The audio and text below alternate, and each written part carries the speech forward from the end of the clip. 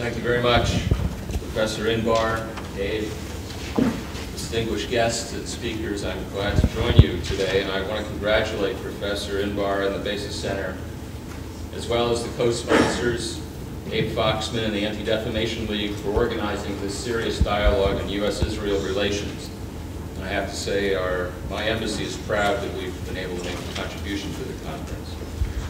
With a new president in the United States and a new prime minister in Israel, this conference is an excellent opportunity to discuss the nature of our relationship. The timing couldn't be better. As the program for this conference indicates, our two new governments in two countries are facing serious challenges. As the BESA ADL poll commission for this event notes, 91% of Israelis view close relations with the United States as vital to Israel's security. But your poll also indicates some apprehension about where our countries are headed and about whether we can move forward together. Only 48% believe that the two governments will maintain the friendly relationship that, I must add, we both want to have. 63% of the respondents are concerned that President Obama's attempt to improve the reputation of the United States in the Muslim and Arab world, and I assume that's a quote from the poll, will come at Israel's expense. I would suggest that is a false dichotomy, which begs many questions. We are not out to improve our reputation. What the United States and others, including Israel, need to do is to find ways to address an arc of instability and violence which runs from Afghanistan and Pakistan to the Middle East.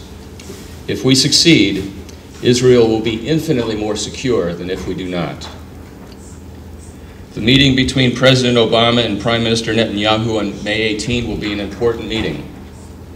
The two leaders will talk about the full range of issues that our countries confront, from Iran to the need to work for lasting peace between Israel, the Palestinians, and Israel's Arab neighbors. They will do so in the recognition that the problems in the Middle East are interrelated, that dealing with Islamic extremism and Iran's nuclear weapons program is a necessity, and that Israel has an important role to play. The United States will work for partnership.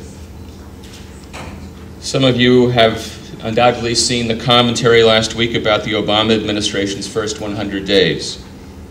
On the second of those 100 days, the president named George Mitchell as special envoy for Middle East peace. Introducing him, Secretary Clinton said that Mitchell will help us to develop an integrated strategy that defends the security of Israel, works to bring an end to the Israeli-Palestinian conflict that will result in two states living side by side in peace and security, and to achieve further agreements to promote peace and security between Israel and its Arab neighbors. That's an imposing job description, but that is what we need to do, and you will note that defending the security of Israel comes at the top. In the ensuing 98 days, Senator Mitchell has been here 3 times and has met with almost every country in the region. Secretary Clinton has been here as well. We've held the first substantive discussions with Syrians, and President Obama made an historic direct address to the Iranian people and leadership. The King of Jordan has been to Washington, followed by President Peres, and soon Prime Minister Netanyahu, President Abbas, and President Mubarak. You can expect to see a lot more activity in the coming months, and our partnership with Israel will be at the heart of it.